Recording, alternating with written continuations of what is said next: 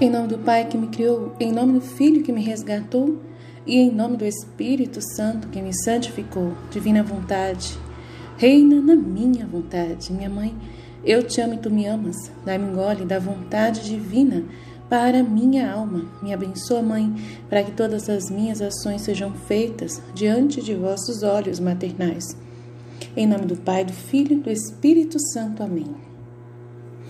Olá, irmãos e irmãs, vamos fazer um resumo do volume 3 do livro do Céu, do Diário da Serva de Deus, Luísa Picarreta, para que vocês possam sentir um gostinho, de avançar no estudo do livro, dos livros do céu.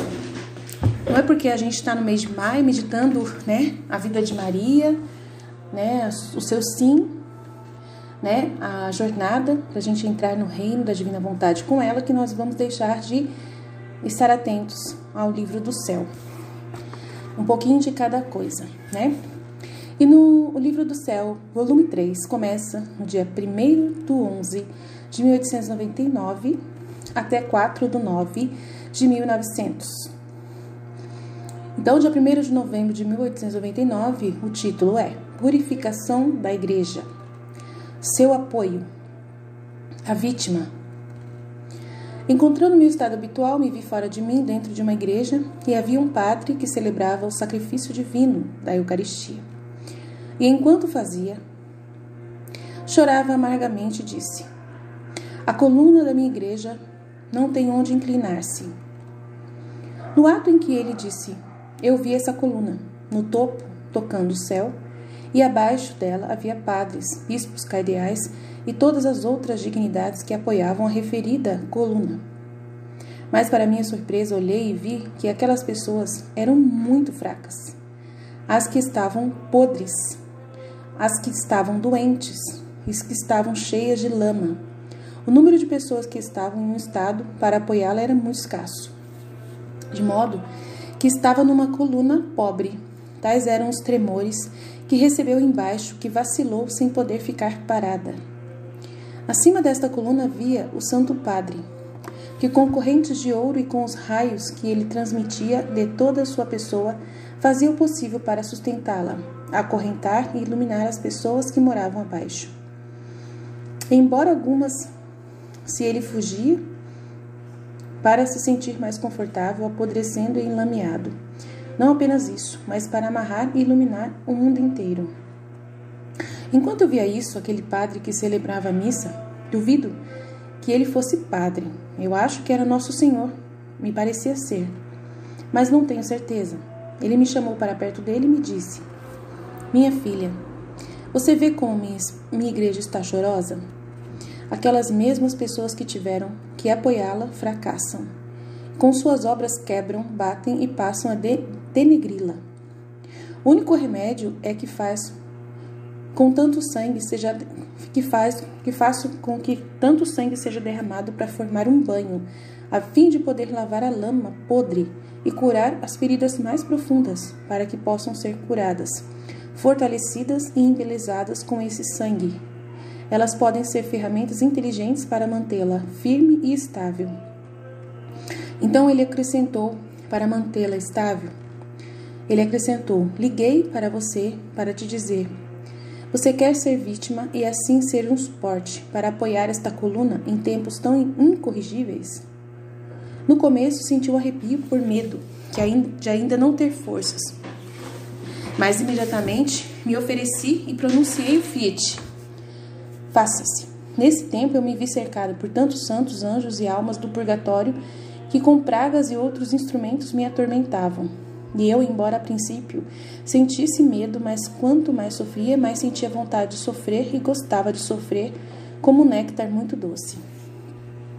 E isso muito mais me tocou um pensamento, quem sabe, que essas dores pareciam consumir metade da vida e, portanto, poder dar o último voo em direção ao meu supremo e único bem.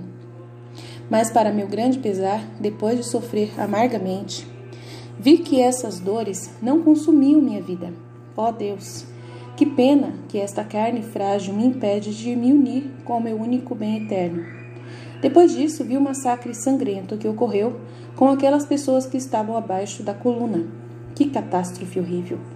Muito pouco foi o número que não permaneceu vítima. Eles chegaram a tanta ousadia que tentaram matar o Santo Padre.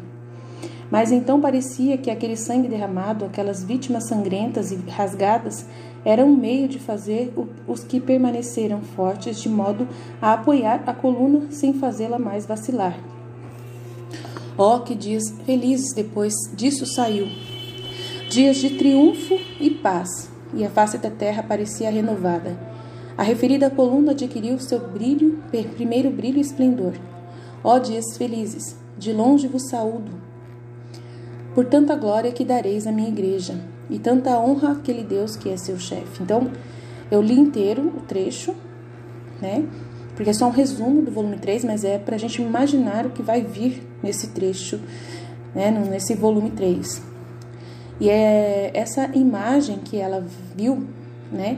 Claramente é o que nós estamos passando hoje, né? Nesses tempos todos, desde esse sofrimento todo que a igreja está passando, né? Principalmente agora. Então, ainda esse tempo de esplendor e brilho ainda vai chegar, mas ainda estamos passando e ainda essa catástrofe horrível ainda não aconteceu na igreja, vai acontecer. É o que Nossa Senhora está constantemente nos avisando para a gente ficar preparado, que vai acontecer. Então, essa é uma profecia, é uma visão que Jesus mostrou para a Luísa e dizendo que ela fosse vítima para ela ser, né, um sustentáculo da igreja. Então, precisava que ela fosse vítima para isso também, né? Aí, no 3 de novembro de 1899, brincadeira de Jesus com Luísa. Vamos passar para frente. Dia 4 de novembro de 1899. Diferentes efeitos da presença de Jesus e do diabo. Então, a presença de Jesus dá um efeito e a presença do diabo dá outro efeito. Então, qual é a diferença entre as duas presenças? Então, eu vou ler aqui um trechinho para vocês, né? Minha filha, sua atenção para tranquilizá-la, se sou eu ou não, deve ser dos efeitos internos, sejam eles de virtude ou de vícios, porque desde a minha natureza sou virtude. Eu não herdo meus filhos, mas a virtude. E isso também pode ser entendido acima da natureza humana, que sendo carne, se ocorrer alguma dor, a carne muda de marcha, e pode-se dizer que não é mais carne. Então minha natureza, se de uma maneira real pudesse conter a sombra do vício, deixaria de ser aquele Deus que é, o que nunca pode acontecer. Então ele veio e ele não veio na manhã e o diabo tentou tomar sua forma e ser visto, né, como se fosse Jesus. Mas sem sentir os efeitos usuais, eu comecei a duvidar e me marquei com a cruz, primeiro eu e depois ele. O diabo, vendo-se marcado, tremeu. Eu imediatamente o rejeitei sem olhar para ele. Depois de um tempo, meu querido Jesus veio, e temendo que o espírito maligno fosse outra vez, ela pensou que poderia ser, tentei rejeitá-lo e invocar a ajuda de Jesus e da rainha mãe, mas para ter certeza de que ele não era o diabo. E ele me disse, fica tranquila, né? Fica tranquila, eu não sou o diabo, né? Você percebeu os efeitos internos claramente quando era o diabo, que era de vícios, né? Daí ele vai falar desse momento ali. Aí no dia 6 de novembro de 1899, pureza de intenção. Aí vamos ler o trecho que Jesus fala. Tudo o que é feito, é muito importante esse trecho, eu falo desse trecho constantemente. Tudo o que é feito com o único propósito de me agradar, brilha diante de mim de modo a atrair meus olhares divinos. E gosto tanto deles que para essas ações, até um movimento de cílios eu dou o valor como se tivessem sido feitos por mim. Em vez disso, se essas ações se referem a outras ações, boas e até ótimas, mas feitas não somente para mim, soa como aquele ouro lamacento e cheio de ferrugem que não brilha e nem me importo de olhar para elas. Ao pó não devemos prestar atenção porque treme, mas o que precisamos cuidar é da intenção.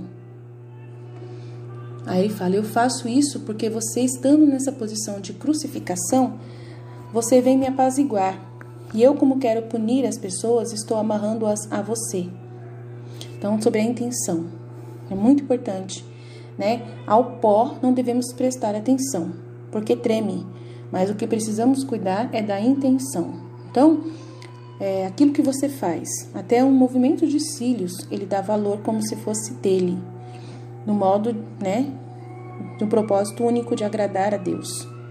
Mas é a intenção que tem que estar por trás de qualquer atitude sua, por mais simples que seja. Por mais simples que seja, a intenção é muito importante, é isso que ele quer falar. 10 de novembro de 1899. Obediência ao confessor. 11 de novembro de 1899. A obediência a impede de obedecer à justiça. 12 de novembro de 1899. Luísa salva alguns castigos. 13 de novembro de 1899. Jesus sofre ao ver as criaturas sofrerem. Então, ele não gosta, Ele fala para ela: conforma-te à minha justiça, pois não posso mais evitar. O homem ingrato demais, e quase me força de todos os lados a puni-lo. Punições que ele mesmo tira de mim. Se você soubesse o quanto eu sofro ao fazer uso da minha justiça. Mas é o próprio homem que me faz violência. Mesmo se eu não tivesse feito nada, além de comprar a liberdade dele pelo preço de sangue, mesmo nesse caso deviam ser agradecidos. Mas em vez disso, que para me tornar mais errado, inventa novas maneiras de tornar inútil o meu desembolso. Então ele fala que mesmo que eu não tivesse feito nada além, mesmo que ele não tivesse feito nada além de morrer na cruz, e ele não faz só isso, ele faz, ele investe em nós, ele manda suas mensagens, ele continua atuante no mundo, a Eucaristia, ele continua abençoando, Nossa Senhora aparecendo, as místicas recebendo as visões, as revelações, os santos recebendo o contato dele, nós ainda recebendo o Espírito Santo em nós, as luzes do Espírito Santo para podermos fazer as coisas, entender as coisas, mesmo se ele só tivesse morrido na cruz e nunca mais fizesse nada, já deviam ser agradecidos. Mas em vez disso, eles, para tornar ele mais errado, inventam novas maneiras de tornar inútil a sua graça, o que ele deu para nós. Então, é o que o homem faz hoje. Hoje, as pessoas estão queimando cruzes, tirando as cruzes de todos os lugares, ninguém quer lembrar, e ainda acham que Jesus foi um bobo por ter morrido na cruz, que foi uma derrota, Tem gente que vê Jesus como um derrotado por ter morrido na cruz. Ninguém entende o sacrifício de Jesus na ordem sobrenatural do que foi feito, Tem gente que nem entende e nem quer saber de entender, Não quer nem entender, Então é triste. 17 de novembro de 1899. O poder sacerdotal deve competir com a vítima. 19 de novembro de 1899. O mal do orgulho. Minha filha, o orgulho atormenta a graça. No coração dos orgulhosos não há nada além de um vazio cheio de fumaça, que produz cegueira. O orgulho não faz nada além de se tornar um ídolo, para que a alma soberba não tenha seu Deus com ele. Com o pecado, ele procurou destruí-lo em seu coração. E erguendo o altar em seu coração, ele se colocou no lugar e se adorou a si mesmo. Então, o orgulho é horrível. 21 de novembro de 1899. Jesus quer deleitar-se admirando-se em Luísa, e isso é ajudado pela Virgem. Minha filha, todo o meu prazer é olhar para você em mim. E se você sempre o fizer, retirará em você todas as minhas qualidades, minha fisionomia, meus próprios traços. E eu, em troca, encontrarei todo o meu gosto e satisfação suprema em me deliciar, em ver eu em você. Então, minha filha, todo o seu prazer deve ser olhar para mim, em mim, Olhar para você em mim, sempre, Se espelhar em Deus. E se você sempre o fizer, retirará em você todas as minhas qualidades, minha fisionomia, meus próprios traços, e eu, em troca, encontrarei toda a minha satisfação suprema em me deliciar, em ver eu em você. Nesse momento, nossa querida rainha mamãe veio em meu auxílio, trazendo uma túnica muito branca entre as mãos, e com toda amabilidade ela me disse: Filha, não tema, quero compensar você vestindo-a na minha inocência, para que meu filho, olhando para você, encontre o maior prazer que se pode ser encontrado na criatura humana. Então ela me vestiu com aquela túnica e me ofereceu ao meu querido bom Jesus, dizendo-lhe: Aceita por minha causa, querido filho, e deleite-se com ela. 10 de novembro de 1899. Luísa quer receber a amargura de Jesus. 26 de novembro de 1899. Complacência da Santíssima Trindade pelos sofrimentos de Luísa. 27 de novembro de 1899. A graça faz a alma feliz. Minha filha, você sabe o que minha graça faz? Minha graça faz a alma dos homens abençoada e feliz, e a alma dos viajantes felizes. O viajante é aqueles que estão na terra. Com essa única diferença, que os homens desfrutam e deleitam, e os viajantes trabalhando e colocando-as no trânsito. Assim, quem possui graça retém o paraíso em si mesmo, porque a graça nada mais é do que possuir a mim mesmo. E desde que sou o objeto encantador que encanta todo o céu, e que eu formo todo o conteúdo do bem-aventurado, a alma possuindo graça, onde quer que ela seja encontrada, possui o paraíso. Então, quando ele fala dos bem-aventurados, são as almas que já estão no céu, e ele, quando fala dos viajantes, está falando de nós que estamos ainda na terra. Ele chama assim. 28 de novembro de 1899. Luísa concorda em sofrer no purgatório para libertar algumas almas. Jesus disse: Minha alma, se você soubesse o quanto eu te amo, sinto-me muito atraído por amar você. Meus próprios atrasos na vinda me forçam e são novas causas para me fazer preenchê-la com novas graças e carismas celestiais. Se você pudesse entender o quanto eu te amo, seu amor será comparado ao meu assim que você me vê. Aqui está o purgatório, e muitas almas estão empilhadas neste fogo. Você irá a este lugar para sofrer, para libertar aquelas almas que me agradam. E você fará isso por meu amor. Imediatamente, embora um pouco trêmula, eu disse-lhe: Tudo por você, estou pronta. Mas você deve se unir. Caso contrário, se unir a mim. Caso contrário, se me deixar, nunca mais serei encontrada. E depois me farei... depois só irei chorar. Se eu me reunir contigo, qual seria o seu purgatório? Essas dores, com a minha presença, para você mudariam em alegrias e contentamentos. Não dizendo que ela ia ter que ficar lá sozinha.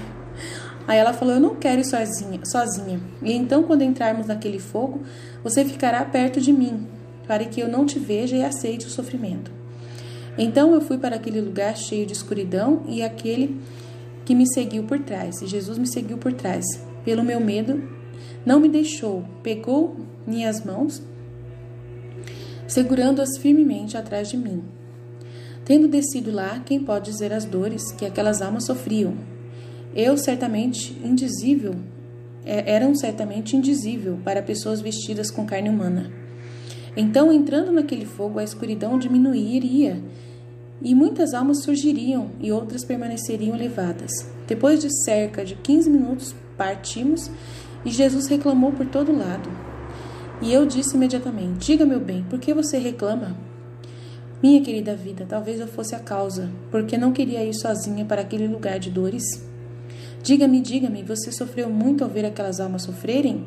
O que você sente? E Jesus: Minha amada, sinto-me cheia de amargura, tanto que, sendo incapaz de contê-las, estou prestes a transbordá-las sobre a terra.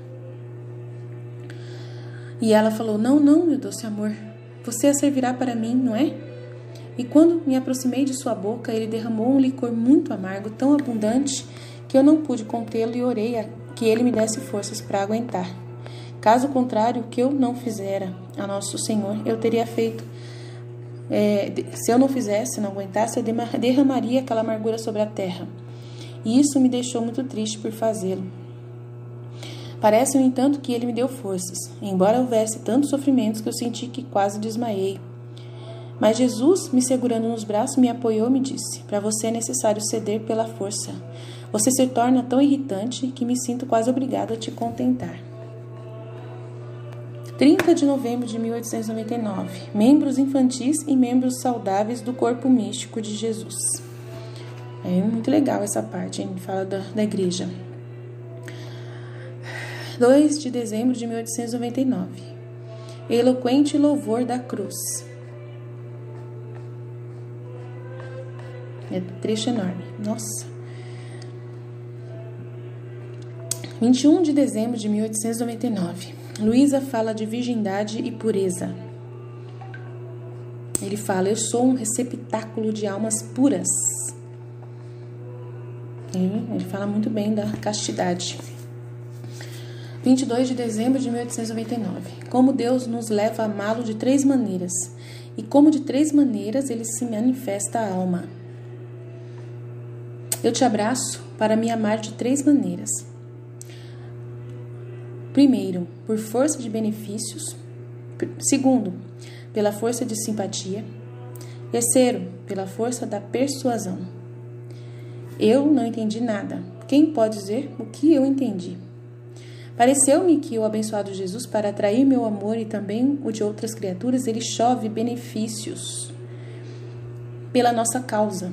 E visto que essa chuva de benefícios não chega ao ponto de conquistar nosso amor, mas torna-se agradável. E qual é essa simpatia? São suas dores sofridas por nós. Até que ele morreu derramando sangue na cruz, onde se fez tão agradável que se apaixonou por seus próprios carrascos e seus inimigos mais ferozes.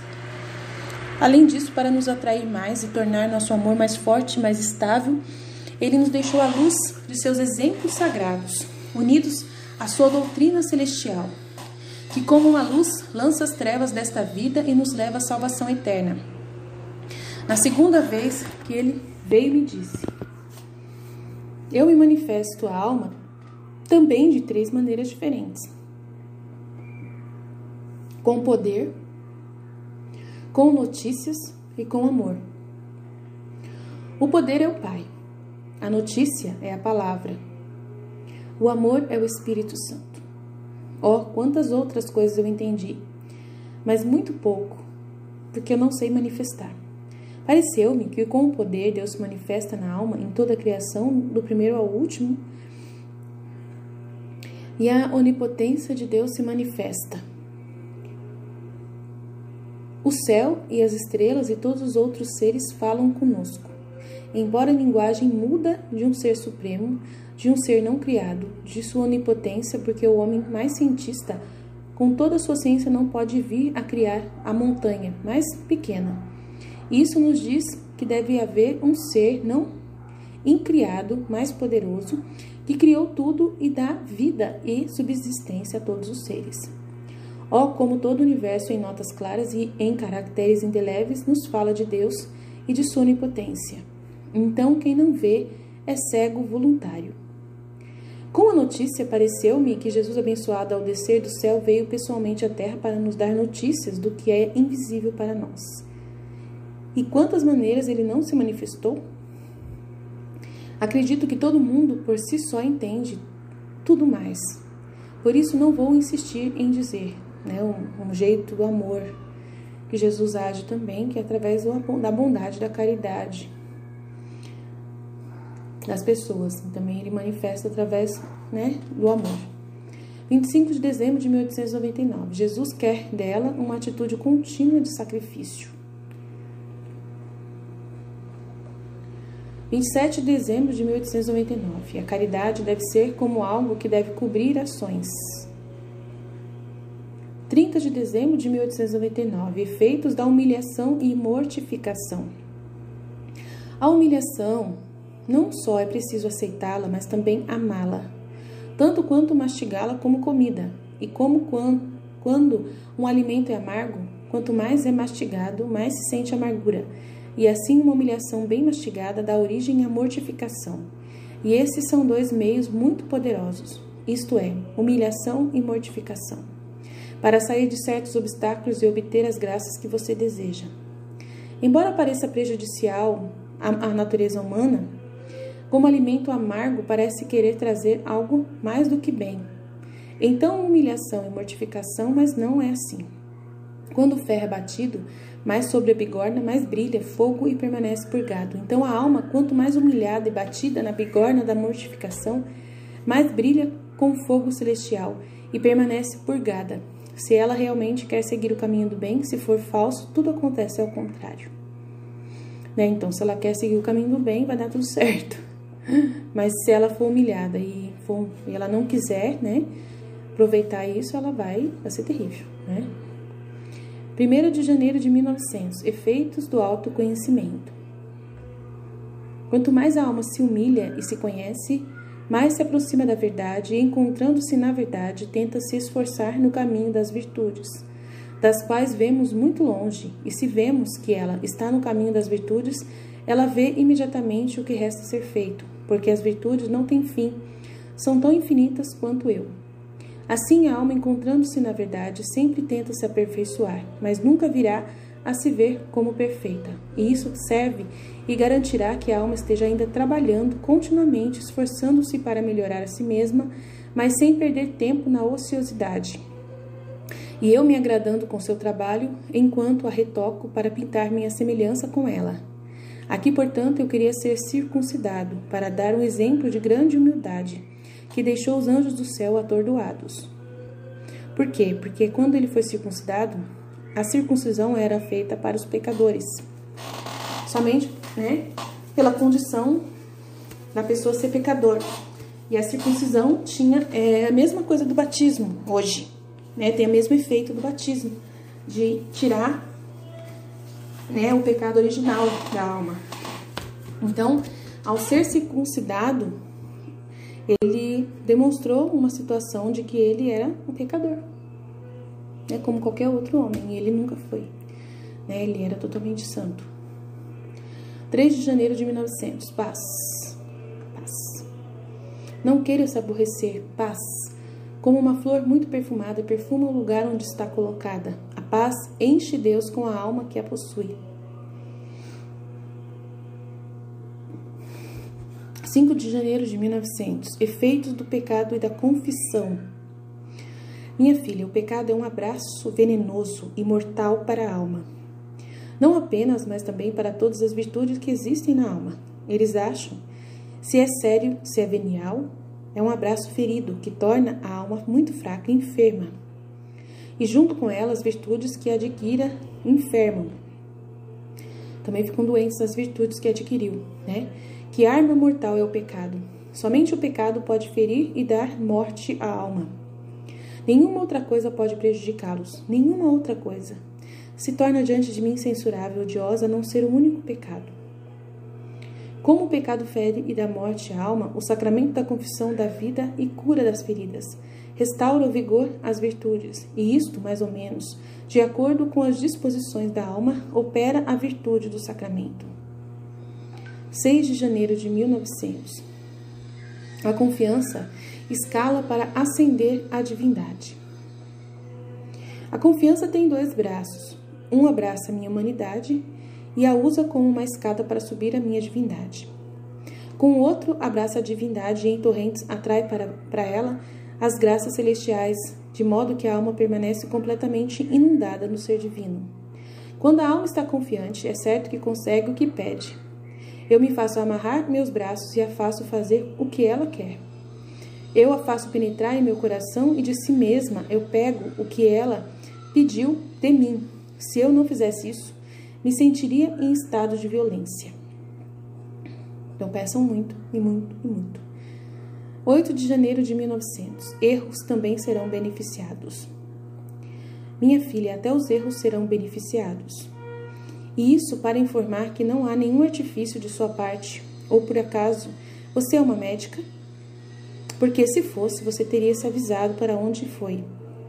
E isso fará ainda mais brilhar. Então, ela fez uma pergunta, eu vou começar desde o início, tá? Eu estava pensando comigo mesma, quem sabe quantos erros são essas coisas que eu escrevo? É referente ao que ela está escrevendo no diário.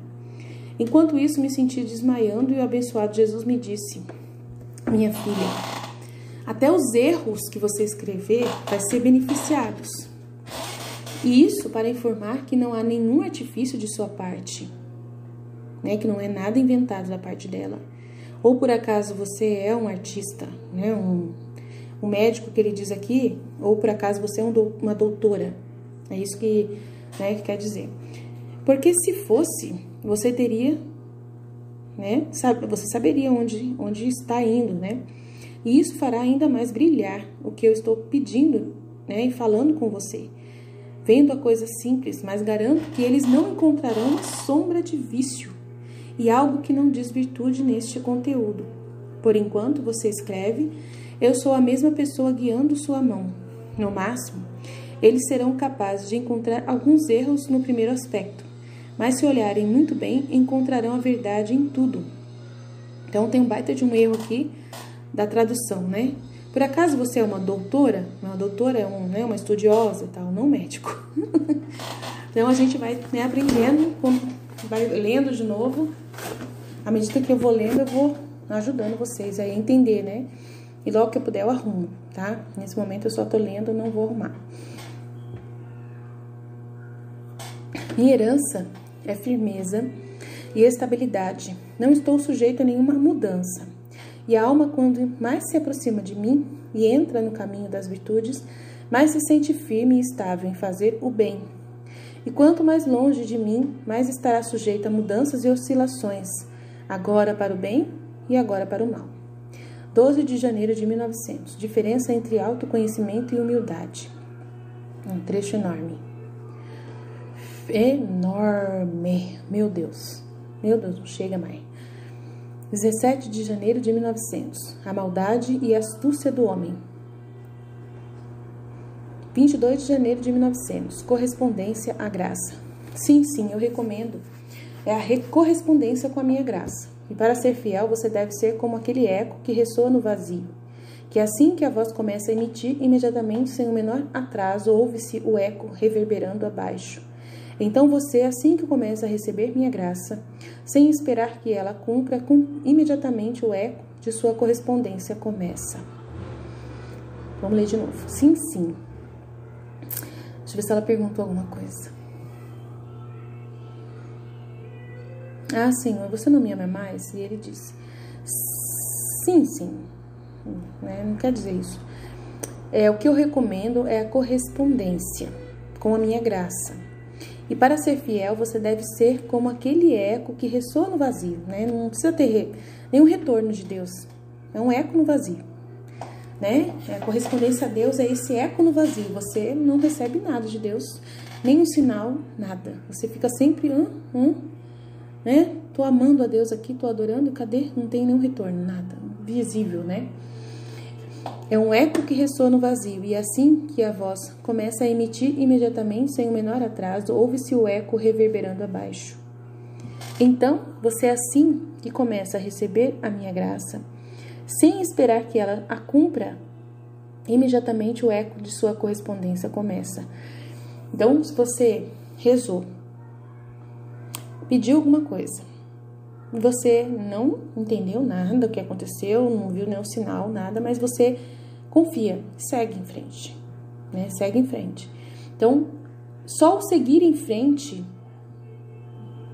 já é sinal de que a graça já está agindo e que a correspondência com Deus está, né, correspondendo à graça, que é totalmente invisível, que é totalmente fé, né? E Deus é fé, como a Luísa fala no volume 2. A ordem das virtudes, no dia 27 de janeiro de 1900. A ordem das virtudes na alma. Tem toda uma ordem das virtudes. 28 de janeiro de 1900. A mortificação. Fala bastante sobre mortificação. 31 de janeiro de 1900. A graça e correspondência com ela. Então fala mais um pouco. Que a graça é a vida da alma. Assim como o corpo dá vida à alma, a graça dá vida à alma. Mas, como não é suficiente para o corpo, para ter vida, para ter apenas a alma, mas ainda precisa de um alimento para se nutrir e crescer em estatura adequada. Portanto, não é suficiente para a alma ter a graça, para ter vida, mas é preciso um alimento para alimentá-la e levá-la à estatura. E que comida é essa? É a correspondência à graça. Assim, a graça e a correspondência formam a corrente circular que leva ao céu. E na medida em que a alma corresponde, caminha, a graça está formando os elos dessa cadeia. Então, não adianta Deus te mandar a graça, mas você não caminhar. não corresponder, né? É você pedir essa graça, você confiar nessa graça, né, de que Deus te deu, você sente essa inspiração da graça e corresponde, indo em direção, né, sem receber nada que de aviso, né? Você vai caminhando, olhando em Jesus no foco, na frente, que é Jesus constante, o olhar de Jesus, caminhando confiante de que Ele está contigo. E segue em frente, sem olhar para trás. A correspondência sem a graça, né, fica sem sentido. Qual é o passaporte para entrar no reino da graça? É a humildade. A alma sempre olhando para o nada e vendo que nada mais é do que pó, vento. Toda a sua confiança trará de volta a graça. Então, quando você vai receber essa graça, né, para entrar no reino da graça, você tem que ter humildade, passaporte para entrar no reino da graça. Por que a humildade? Por quê? Porque você não sente nenhuma correspondência de Deus, da parte de Deus não vem nenhum sinal. É tudo invisível, é fé pura. Então, para você se deixar conduzir pela fé, você tem que ser humilde. Não pode esperar Deus vir em sua direção para você agir. Você não espera nada, você vai e reconhece que você não é nada. Deus não precisa fazer nada em sua direção. É você que tem que fazer agora para Ele. Então é humildade. Né? Deus não precisa aparecer para você como apareceu para Santa Faustina, como apareceu para várias pessoas. Ele não precisa aparecer para você corresponder. Muita gente fala, não, eu só creio se eu ver. Se Jesus aparecer na minha frente, falar para mim diretamente que eu tenho que mudar de vida, que eu tenho que fazer as coisas, eu sei, aí eu vou acreditar que ele é verdade, que é verdade realmente, que aquilo que vocês falam tanto é verdade, né? Só vou acreditar em Nossa Senhora se ela aparecer para mim, né? Um protestante, eu só vou acreditar realmente em Nossa Senhora se ela aparecer para mim, mesmo se ela aparecer para mim, eu acho que vai ser demônio, né? Pode ser que ele fale isso, protestante. Então, assim, é complexo o negócio, né? Então, assim, a correspondência não tem que partir de Deus, é você que tem que ter, né, para com Deus. A alma sempre olhando para o nada e vendo que nada mais é do que pó, vento. Toda sua confiança trará de volta a graça, tanto a ponto de torná-la amante. E a graça, assumindo o controle de toda a alma, a conduz pelo caminho de todas as virtudes e atinge o pico da perfeição. Eu, sim, sou uma pessoa que eu sofro muito por causa que eu sempre quis que Deus se agisse. Que eu acho, né, sempre fiquei nessa esperança de que Deus viesse ao meu encontro. Sempre fui muito orgulhosa nesse sentido, né, durante a minha vida.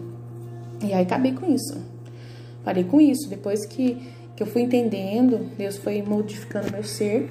Aí eu falei, não importa. Não importa mais, o que importa é eu ir atrás do Senhor. Né? E se eu for atrás do Senhor e fazer tudo o que eu senti no meu coração, que é o que o Senhor quer que eu faça, eu vou caminhar tranquila. Vou caminhar tranquila. E à medida que eu fui aprendendo muitas coisas rapidamente, e eu fui comparando eu com outras pessoas, eu percebi que eu estava sendo muito agraciada por Deus. Pelo entendimento das coisas. E eu falei, é impossível que uma pessoa tenha esse entendimento se Jesus não estiver nela. E Jesus um dia se manifestou dentro de mim, né? Numa locução interior, ele falou, aí, tô aqui. A inteligência que você tem não é você, é eu. Eu tô aqui. Eu falo com você, eu que dou esse entendimento. Estou agindo em você. Então um dia ele falou comigo na minha mente, aí eu falei, acabou. Que eu tinha de dúvida, porque eu pensava que eu era inteligente. Eu pensava que toda a sabedoria que eu tinha era minha. Podia ter sido dada, claro, pelo crisma, né? Então, eu pensava que era os dons do Espírito Santo, eu sempre soube disso. Mas que era o dom dado para mim, um dom meu. Eu não pensava que era Deus, né? Que era Ele, né? Que eu não tinha nada, que era Ele que vivia dentro de mim e dava esse entendimento, né? Aí um dia ele se apresentou, né, já estava mais que na hora, né, dele tirar esse orgulho do meu coração e se apresentar, e aí ele fez isso. Então eu fui muito agraciada por Deus. Mas que você não precise passar por isso, que você acredite sem precisar dessa, né, de você ter que ouvir uma voz na sua mente para poder você entender essa mensagem, né? Quanto menos você precisar da intervenção de Deus, assim, nesse grau, melhor. Eu acredito que é melhor. É mais mérito que você tem para você. O que a alma será sem graça?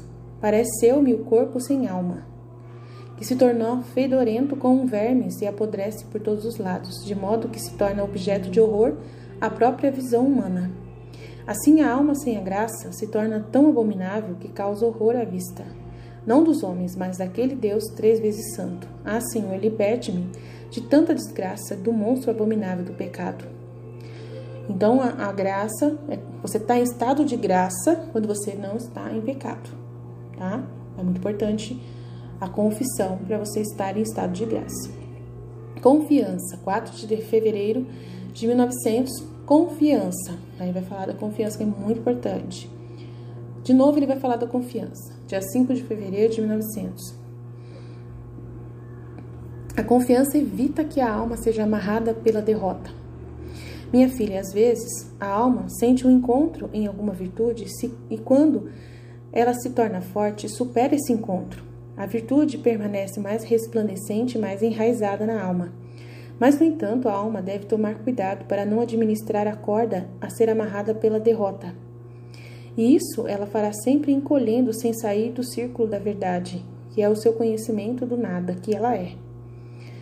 Então, sempre a gente se mantendo nessa aniquilação de si mesmo, sempre reconhecendo essa pequenez, né? Nunca se vangloriando, nunca se achando, né, digna de alguma coisa, nunca se sentindo grande, nunca se sentindo, né, sempre se mantendo. Aí ele fala que a alma sente esse encontro com uma virtude e se ela se torna forte, supera esse encontro. Então, se ela tem um encontro com uma virtude, ela consegue administrar uma virtude, ela tem uma paciência que ela não tinha antes, começou a ser paciente e ela percebeu que ela mudou. E ela se torna cada vez mais forte, superando essa virtude, né? Essa virtude se torna parte dela, ela já, né, o que ela era, não é mais, né? E resplandece e se enraiza nessa alma. Mas, no entanto, ela sendo essa paciência, esse posto de paciência que ela alcançou em Deus, né, a alma deve tomar cuidado para não administrar, né, a corda a ser amarrada pela derrota. Então, ela estava caminhando na paciência e um dia, de repente, ela explode. Não teve paciência numa situação X, o que aconteceu?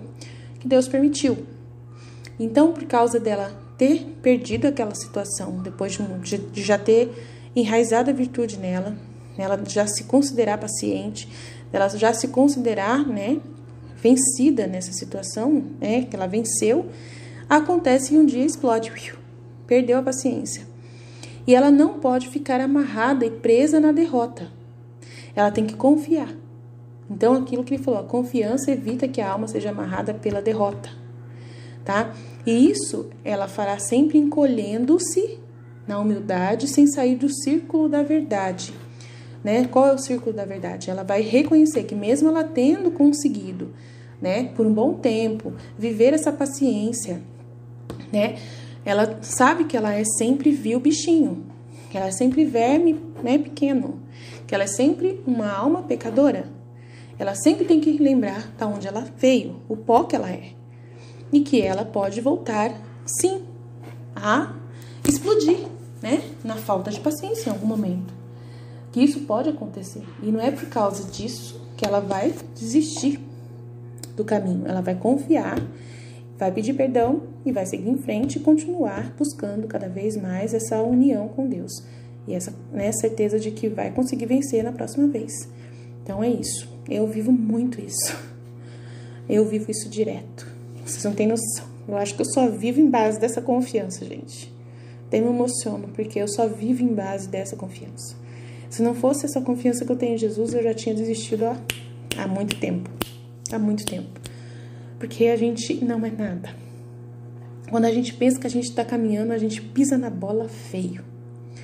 A gente faz alguma coisa que...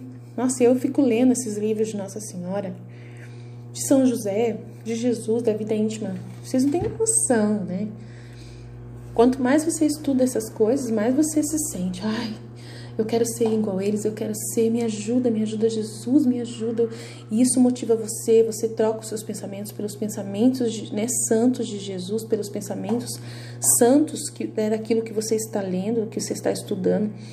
E você motivada, inspirada constantemente por aquele material, e de repente um dia você está, né, num dia daqueles, você está naquele dia, né, que você não entende por que você, né, desandou tudo, né, que alguém te deu uma palavra atravessada e você, né, jogou tudo pro alto, né, e às vezes eu tô aqui lendo o dia inteiro e eu não tenho paciência com meu esposo quando ele chega para perguntar alguma coisa para mim.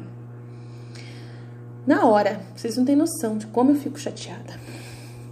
Porque é uma coisa, um ímpeto, um instinto que sai assim, numa velocidade que eu nem... irracional.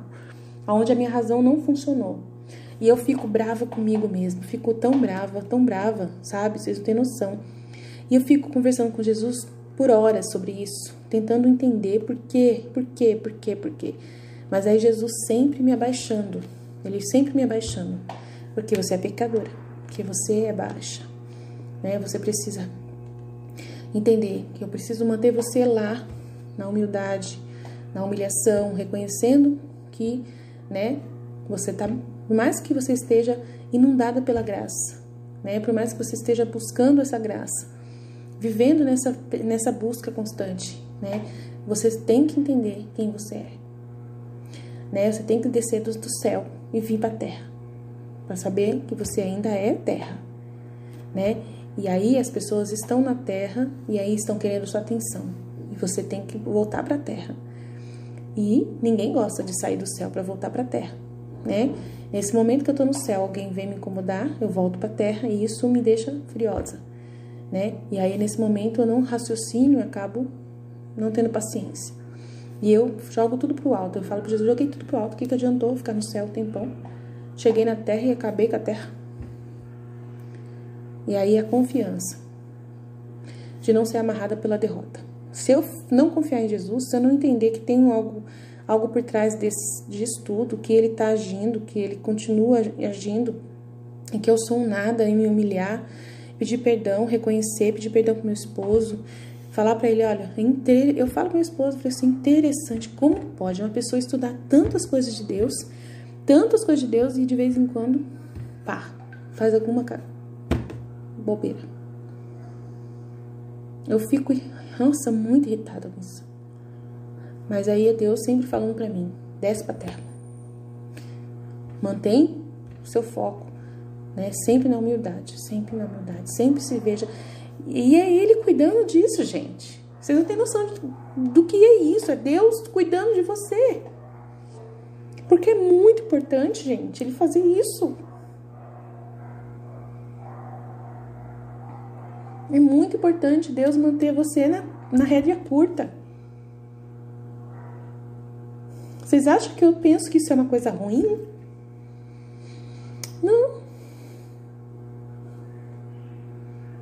Se sentir um nada, pedir perdão para Deus, é tudo o que Ele quer de nós. É o que Ele mais deseja de nós, que a gente seja essa pequenez constante. Só assim Ele vai poder reinar na gente. Só poder a divina vontade pode reinar na gente. Através dessa humildade, Nossa Senhora, ela vivia a divina vontade. E o que ela mais era? Humilde. Era a maior virtude dela. Sempre humilde, sempre no chão, sempre. Sempre pé no chão, sempre consciente de que ela é nada. Foi isso que fez ela ser o que ela foi. Eu estou no caminho da imitação de Maria. Por isso que eu rezo. Mãe, minha mãe te ama, tu me amas, dá-me um gole da vontade divina para minha alma. Abençoa, mãe, para que todas as minhas ações sejam feitas diante de vossos olhos maternais. O que a gente está fazendo nesses 31 dias? E ela está falando, ela promete que ela vai cuidar pessoalmente de você. De que ela vai cuidar de você e vai segurar a sua vontade humana nas mãos dela. Não tem preço esse cuidado de mãe. Confia na mãe. Confia nessa mãe. Confia nela e confia em Jesus, que vocês não vão se perder. Nunca se deixam derrotar, nunca, nunca. Permaneçam firmes. Permaneçam firmes, não queiram ser aquilo que vocês nunca vão conseguir ser. Reconheçam a sua pequenez. Esperem em Deus. Deus só vai refletir em você se você for nada, se você desaparecer. Quanto mais desaparecida você for, desaparecido você for, quanto mais pequeno você for, quanto mais nada você for, é aí que você vai ser tudo. Esse é o segredo da Mamãe do Céu. E nós precisamos seguir. E ela cuida da filha da divina vontade, do filho da divina vontade. Não permitindo que a gente dê um passo em direção ao orgulho. Nunca. Protegendo a gente constantemente. Eu vivo constantemente em rédea curta com a Mãe de Deus. Ela me segura na mão 24 horas. Na corrente. Ela acorrentou a minha vontade humana com ela. Corrente. Ela não deixa eu sair de perto dela por nada. Graças a Deus. Graças a Deus. Só tenho que agradecer pelo que ela faz para mim. 12 de fevereiro de 1900. Defeitos voluntários formam nuvens. A verdade é a luz que trouxe a palavra à terra. Assim como o sol ilumina, vivifica e fertiliza a terra, a luz da verdade da vida faz frutíferas as almas na virtude, embora muitas nuvens ocultem essa luz da verdade, quais são as iniquidades dos homens. Mas com tudo isso, não deixa por trás das nuvens para evitar lampejos de luz vivificante, para aquecer as almas. E se essas nuvens são nuvens de imperfeição e defeitos involuntários, essa luz, ao rasgá-las com seu calor, as faz desaparecer e entrar livremente na alma. Então vamos tentar entender. A verdade é a luz que trouxe a palavra à terra. Assim como o sol ilumina, vivifica e fertiliza a terra, a luz da verdade da vida, luz e faz frutíferas as almas na virtude.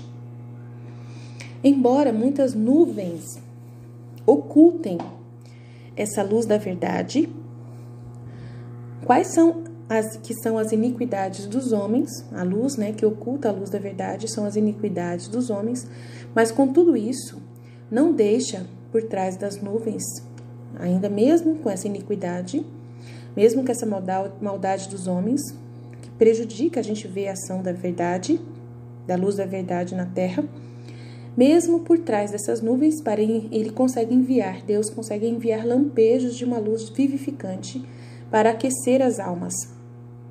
E se essas nuvens são nuvens de imperfeição e defeitos involuntários, que é o que eu tenho, o que você tem, essa impetuosidade que eu tenho, essa falta de paciência, esse nervoso, essa impertinência, esse impulso, sou muito impulsiva, essa imperfeição minha e os meus defeitos involuntários, são defeitos meus que eu tenho, da minha pessoa, que eu não consigo, que não é da minha natureza natural, não foi eu que quis fazer aquilo, não é eu que quis xingar, eu me arrependo logo em seguida. Não penso para fazer, para falar, para falar às vezes, para responder meio atravessada a pessoa. Não penso, então isso é involuntário e são nuvens de imperfeição. Essa luz rasga essa imperfeição e esses defeitos involuntários com o seu calor, faz desaparecer as imperfeições e os defeitos voluntários, faz eles desaparecerem e entra livremente na alma. Então, ela entendeu que a alma deve tomar cuidado para não cair na sombra do defeito voluntário, que daí tem o voluntário, que são os defeitos que você mesmo fala, não, eu sou assim, eu quero ser assim, quero continuar assim e tal. Aí, entendi que a alma deve tomar cuidado para não cair nessa sombra do defeito voluntário, que são aquelas nuvens perigosas que impedem a entrada da luz divina. Aí, é quando uma pessoa, ela assume. Nossa, eu sou nervosa mesmo. Eu sou assim, você tem que me aceitar como eu sou, não tem como eu mudar, né? Não tem que fazer. Daí a pessoa já fechou para a luz. Não deixa Deus entrar, não deixa Deus brilhar, né? E aí acaba aparecendo, né? Não, aparecendo para Deus um obstáculo para a luz agir na pessoa, né? A luz que vai iluminar e dizer para aquela pessoa: nossa, você precisa melhorar, né? Você tem esse defeito, você tem essa falha, né? Você tem que entender que isso é um defeito, tem que pedir perdão, tem que reconhecer essa imperfeição, né? E aí pedir perdão, reconhecer, ser humilde, né? E a pessoa que tem o defeito voluntário, ela atrapalha, porque dela não assume que ela tem que melhorar, que ela é pequena, né? De que ela é pó, que ela, né, tem que ser humilde. Então é isso. Então essa conversa que a gente está tendo é muito importante. 13 de fevereiro de 1900, a mortificação é como limão. Vamos passar para frente. 16 de fevereiro de 1900, a mortificação deve ser o sopro da alma. 19 de fevereiro de 1900, ameaças de punição. Vocês morrerão, alguns em guerra, outros na prisão, outros no terremoto, poucos serão deixados. O orgulho formou o curso das ações de suas vidas, e o orgulho lhes dará a morte. Então, muitas pessoas morrerão. Poucos serão deixados, né, nas penalidades que ainda vão acontecer. Filha, tive minha vida do coração distintamente das outras. Aqui está, portanto, uma razão pela qual sou todo o coração para as almas, e porque sou levado a querer o coração e não tolero sequer uma sombra do que não é meu. Então, entre mim e você, quero tudo distintamente para mim, e o que você considerar as criaturas não passará de um transbordamento do nosso amor. É uma conversa que ela teve aqui. 20 de fevereiro de 1900. Jesus é a luz de todos no céu. 21 de fevereiro de 1900. A pureza é obtida com a mortificação, e isso torna a alma agradável. Minha filha, o presente da pureza não é um presente natural, mas é uma graça obtida. E isso é alcançado com a simpatia, e a alma se torna mortificação e sofrimento. Ó, como é agradável a alma mortificada e sofredora. E sinto tanta simpatia de você que enlouqueço. E tudo o mais eu quero dar. Você, quando me é privada, sofre a minha privação, que é o castigo mais doloroso para você por minha causa. E eu lhe darei mais simpatia do que antes, e lhe darei novos presentes. Então, a pessoa, para viver essa pureza, é através do sofrimento. Então, não tem como, né? Você tem que abrir mão mesmo, né? Através do sofrimento, para poder ser pura para Deus e guardar a castidade. 23 de fevereiro de 1900.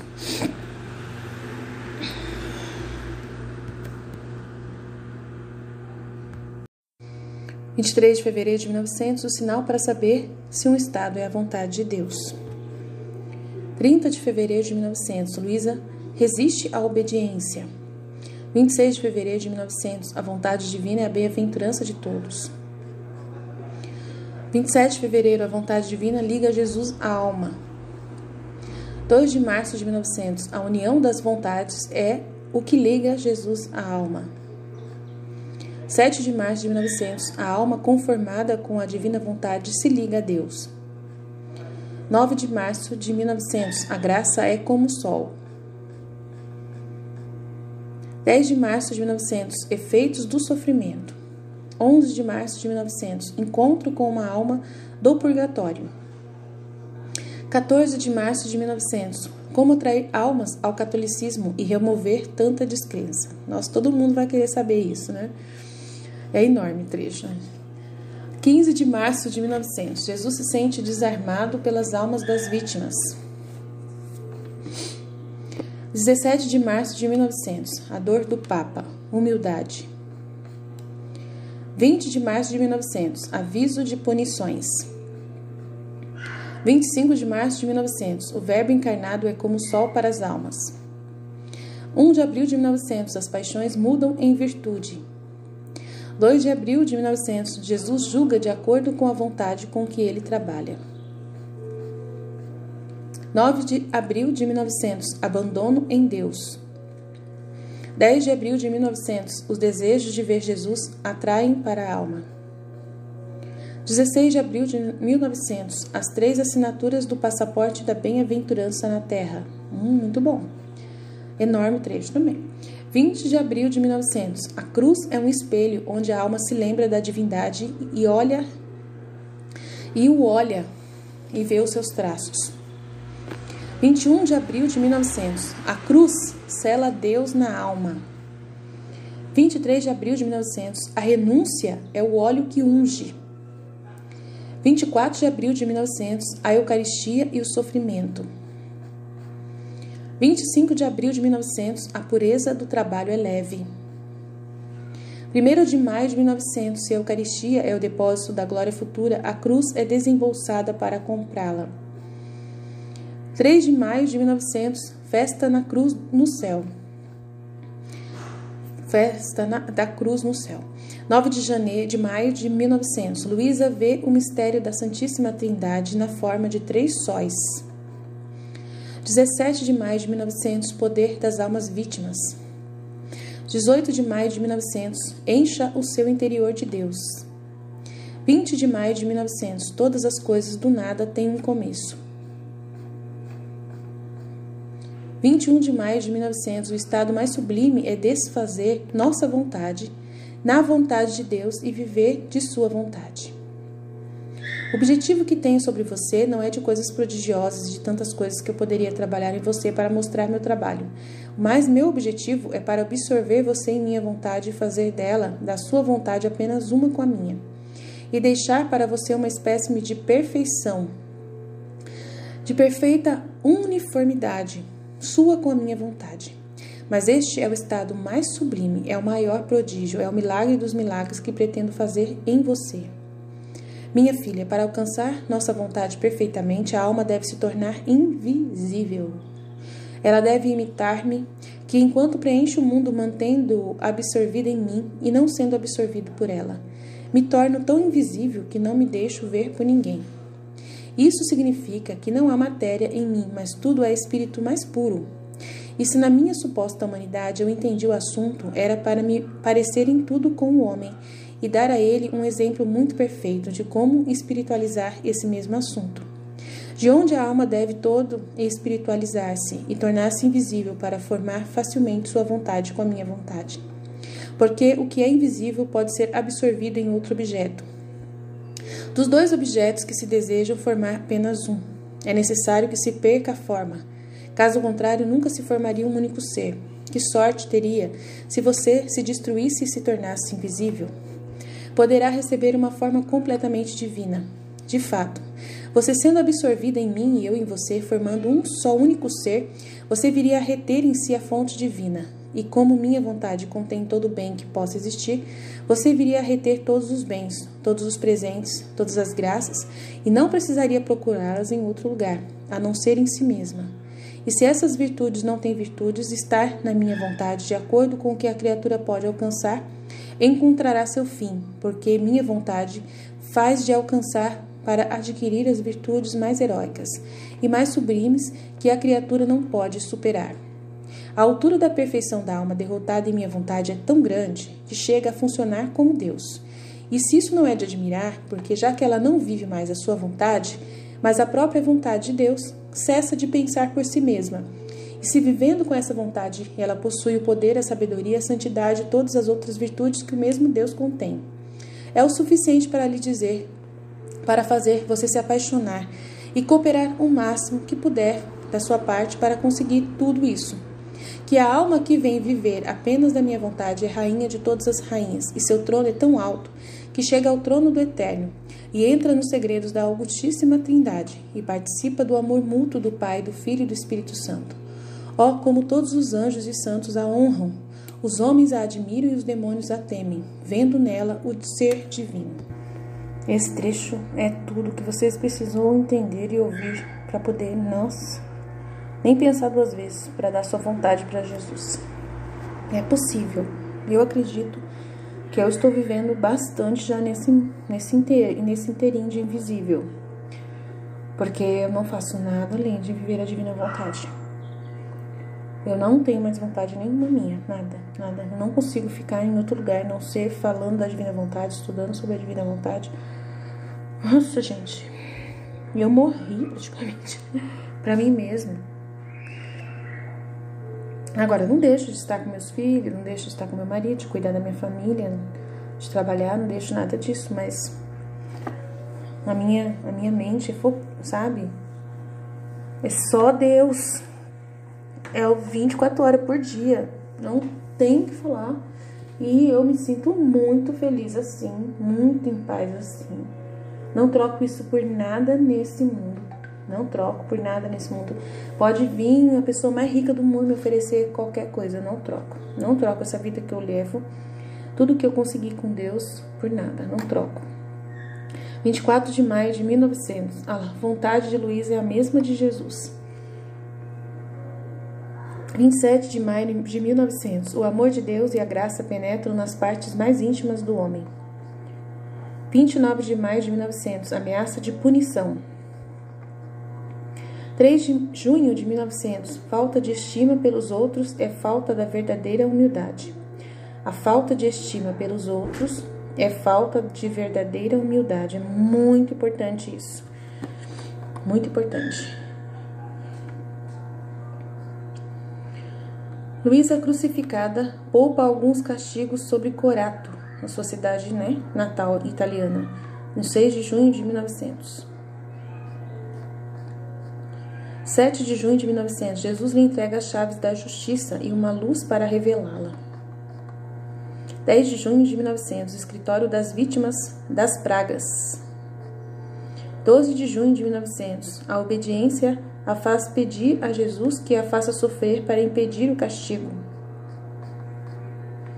14 de junho de 1900. Efeitos da cruz. 17 de junho de 1900. Estar em Deus é estar em paz. 18 de junho de 1900. Ferida em Jesus aponta para o amor ao próximo. 20 de junho de 1900. A humildade mais perfeita produz a união mais íntima com Deus na alma. Tá vendo, gente? A gente falou sobre humildade. É tudo, não tem o que falar. Aí vou ler esse trecho aqui. Minha filha, não aumenta mais o tormento do meu coração exacerbado até o cume, encontrando-se em uma luta constante pela violência que todo mundo está continuamente fazendo contra mim. Violência fazem de mim as iniquidades dos homens que lhes atraem a justiça. Esforçam-me para puni-los, e a justiça em constante luta com o amor que tenho pelos homens atormenta meu coração de uma maneira tão dolorosa que me faz morrer o tempo todo. Violência você me faz, pois quando eu chego e conhecendo as punições que estou fazendo, você não fica quieta. Não, mas eu me esforço. Você me faz violência e não quer que eu castigue. E sabendo que você não pode fazer o contrário na minha presença para não expor meu coração a uma luta mais feroz, eu evito vir te ver. Portanto, não quero me forçar para me deixar vir por enquanto. Deixe-me desabafar minha fúria e não querer aumentar minhas dores pela sua fala. De resto, não quero que você pense sobre isso, porque a humildade mais perfeita e sublime é perder toda a razão. É você não ter razão. A humildade mais perfeita e sublime é perder toda a razão e não falar sobre porquês e comos. Nossa, gente, a gente precisa ser humilde com Jesus. Eu tenho que parar de perguntar porquê e como. Tem que parar com isso. Mas livrar-se no próprio nada. E ao fazê-lo, a criatura, sem perceber, está dispersa em Deus, produzindo na alma a união mais íntima, o amor mais perfeito pelo bem supremo, mas com a maior vantagem da alma, porque perder a razão adquire a razão divina e perde todo o discurso por conta própria. Ou seja, frio ou quente, ser favorável ou adverso, as coisas que lhe acontecem, se interessará e adquirirá uma linguagem toda celestial e divina. Além disso, a humildade produz na alma uma vestimenta de segurança. Assim, envolvida nessa vestimenta de segurança, a alma permanece na mais profunda calma, embelezando-se para agradar seu amado Jesus. 24 de junho de 1900. A cruz é o alimento da humildade. 27 de junho de 1900. A alma deve se reconhecer em Jesus, não em si mesma. Nossa. 28 de junho de 1900. As punições presentes nada mais são do que a predisposição a punições futuras. As punições presentes, naquele momento, 1900, nada são do que uma predisposição para punições que no futuro vão vir. Minha filha, quantas máscaras estão sendo desmascaradas nesses tempos de punição? Porque esses castigos nada mais são do que uma predisposição a todos os outros castigos que vou manifestar ao longo do tempo. E então, você quer que eu suspenda por um tempo o estado de vítima? E a deixe você solta? Aí perguntando para ela falou, não, deixa quieto. 29 de junho de 1900, Jesus e Luísa se refrescam. 2 de julho de 1900, com seus sofrimentos, Luísa, você evita a punição dos povos. 3 de julho de 1900, punições com males contagiosos e mortais. Então, um deles é o coronavírus. 9 de julho de 1900, vivendo não apenas para Deus, mas em Deus. O mesmo estado continua e talvez ainda pior. E às vezes se mostra sombrio e relâmpago, quase sempre em silêncio. É que Jesus some, né? Não vem mais ficar com ela. 10 de julho de 1900, diferença entre viver para Deus e viver em Deus. Então, tem o viver para Deus. A alma pode estar sujeita a perturbações, amarguras, ser inconstante, sentir o peso das paixões, misturar-se às coisas da terra. É o viver para Deus. O viver em Deus é totalmente diferente, porque a principal coisa a fazer para uma pessoa entrar e viver em outra pessoa é depor de tudo, né? Se desapegar de tudo o que é de si mesmo, ou seja, se despir de tudo das suas paixões, em uma palavra, deixar tudo para encontrar tudo em Deus. Agora, quando a alma não apenas a despiu, mas afinou muito bem, né? Se despiu, ficou invisível, né? Vazia, então poderá entrar pela porta estreita do meu coração para viver em mim, do meu próprio modo e da minha própria vida.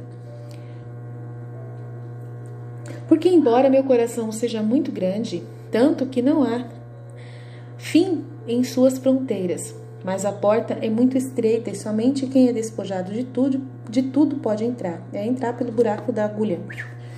E isso com razão, porque eu, como sou santíssimo, nunca admitiria viver em mim algo que fosse estranho à minha santidade. Portanto, minha filha, tente viver em mim e você possuirá o paraíso esperado. 11 de julho de 1900. Os sofrimentos de Luísa tornam os castigos menos rigorosos.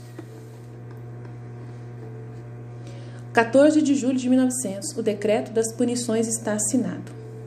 16 de julho de 1900, os castigos servem para o bem das pessoas. 17 de julho de 1900, Luísa dá um alívio a Jesus, fazendo-a considerar os castigos que ele poupa, né, que ele deixa de mandar por causa dela. 18 de julho de 1900, os pecados do povo caem sobre si mesmos, formando sua ruína. 19 de julho de 1900, Luísa se oferece para sofrer para salvar as pessoas. 21 de julho de 1900, necessidade de purificação. É absolutamente necessário a purificação em todos os âmbitos, porque no campo semeado por mim, eles cresceram tanto como ervas daninhas, espinhos que são feitas árvores, e essas árvores espinhosas nada fazem além de inundar meu campo com águas venenosas e pestíferas, que se em algum ouvido permanecer intacto, não recebe nada além de picadas e mau cheiro, tanto que outros picos não podem brotar.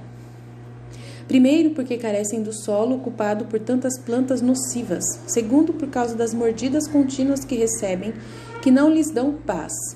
Aqui está a necessidade do massacre para remover tantas plantas ruins da terra, e o derramamento de sangue para limpar meu campo de águas venenosas e pestíferas. Portanto, não quero ficar triste no início, porque não apenas para onde já enviei os flagelos, mas em todas as outras partes vai precisar de purgação. Então, ele vai mandar em todo lugar. 25 de julho de 1900. Não há crueldade em Jesus. Tudo é amor. Até os castigos é amor. 27 de julho de 1900. Visões de ataques à igreja e perseguição na China. 30 de julho de 1900. Luísa, para a espada da justiça. Para a espada da justiça. 1º de agosto de 1900. A humanidade de Jesus é o espelho da divindade. 3 de agosto de 1900. Deus trabalha onde não há nada. 9 de agosto de 1900. Tudo que você quer, você precisa, porque Deus quer. 19 de agosto de 1900. Amor estéril e amor ativo. 20 de agosto de 1900. Jesus está dentro de Luísa e através dela olha para o mundo. 24 de agosto de 1900. Tudo se torna bom para quem realmente ama Jesus. 30 de agosto de 1900. Luísa vai ao purgatório para ajudar o rei da Itália. 31 de agosto de 1900. Não pode haver perturbação nas almas interiores. O rei da Itália, que é presidente, tá, gente? 1 de setembro de 1900. A obediência coloca a paz entre Deus e a alma. 4 de setembro de 1900. As boas obras mal feitas são comida doentia para Jesus. E acabou. Graças a Deus. Senão vocês não iam aguentar esse vídeo tão grande. Então é isso. É bastante coisa, né? Essa parte da China aqui eu acho que vocês vão ficar curiosos. Então eu vou dar uma lida rapidinho para terminar, tá bom? Vamos ver o que Jesus fala da China aqui. Pra acabar com a curiosidade. Vamos ver o que ele fala aqui. Encontrando-me toda preocupada com meu estado miserável, especialmente porque não era mais a vontade de Deus, eu considerarei como uma pista a falta de sofrimento e de suas privações contínuas. Agora, enquanto eu estava gastando meu pequeno cérebro nele e lutando para sair dele, sempre o bom Jesus, como um raio, se mostrou dizendo para mim: minha filha, o que você quer que eu faça? Diga-me, eu farei o que você quiser. Com uma proposta tão inesperada, eu não sabia o que dizer. Senti tanta confusão que Jesus abençoado tinha que fazer o que eu queria enquanto eu tinha que fazer o que ele queria, e fiquei em silêncio. Então, não me vendo dizer nada, escapou como um raio, e eu, correndo atrás daquela luz, me encontrei fora de mim. Mas não o encontrei e rodeei a terra, o céu, as estrelas e chamei com minha voz. E depois com a música, pensando entre mim que Jesus, ao ouvir a voz e minha música, seria ferido e com segurança eu o encontraria. Agora, quando me virei, eu vi a tortura cruel que continua sendo feita na guerra na China. As igrejas demolidas, as imagens de Nosso Senhor jogadas no chão, e isso ainda não é nada. O que mais me assustou foi ver que se agora os bárbaros o fazem, os seculares, então os religiosos falsos o fazem, que desmascarando e se dando a conhecer quem são, unindo-se aos inimigos abertos da igreja, farão tal ataque, o que parece incrível para a mente humana. Oh, quantos tormentos mais cruéis! Parece que eles juraram terminar com a igreja. Mas o Senhor se vingará deles, destruindo-os, portanto, sangue de um lado e sangue do outro. Então me vi dentro de um jardim que parecia igreja, e lá dentro havia uma multidão sob o disfarce de dragões, víboras e outras bestas raivosas que devastaram o jardim. E depois saíram, formando a ruína do povo. Agora, enquanto eu estava vendo isso, encontrei meu amado Senhor em meus braços e disse: finalmente, você é realmente o meu querido Jesus. E ele disse: sim, sim, eu sou o seu Jesus. E eu queria dizer se você salvaria tantas pessoas, mas sem prestar atenção nisso, ele acrescentou: minha filha, estou cansado o suficiente, vamos dormir para descansar. Se você quiser que eu fique com você, e eu, temendo que ele fosse embora, fiquei em silêncio, fazendo-o dormir. Então, depois de um tempo, ele voltou ao meu interior, me deixando animada, sim, mas extremamente aflita. Então, ela teve visões que ele mostrou para ela do que vai acontecer, né, na China, uma guerra na China, não sei quando, né, se já aconteceu, não sei quando, mas eu acredito que é futuro. E, né, e várias coisas estranhas aqui da igreja, dragões, víboras, bestas raivosas dentro da igreja, que saíram, devastaram o jardim da igreja e depois ainda saiu para a ruína do povo. Então é muita coisa errada aí que está demonstrando que a Nossa Senhora fala tanto, né, de coisas erradas da igreja, tá bom? Se estivermos reunidos, continuaremos sempre no amor e na misericórdia de Deus Todo-Poderoso, Pai, Filho e Espírito Santo. Amém. Jesus, eu confio em vós. Fiat, fiat, fiat.